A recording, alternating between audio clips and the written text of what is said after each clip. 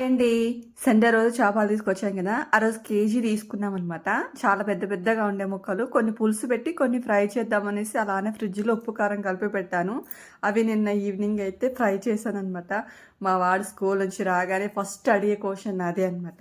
Fry చేసి పెట్టావా అని. నిజంగా వాడు చిన్నగున్నప్పుడు అంటే ఒక 5 మంత్స్ నుంచి వాడు తీసుకోవడం, తినడం అలవాటయిపోయింది. అంతకుముందయితే నాకు పెద్ద పరీక్షనే ఉండేది. ముళ్ళు తీయడం అంటే పెద్ద తలనొప్పి. నాకది బాగా విసుగొచ్చేసి తీసుకురావద్దనిపిచ్చేది. కానీ వాడికి చేపలు చాలా ఇష్టము. మంచిగా ఇప్పుడైతే బాగా విప్పుకొని తింటున్నాడు. అప్పటికైనా 4, 5 సార్లు అడుగుతా ఉంటాడనమాట.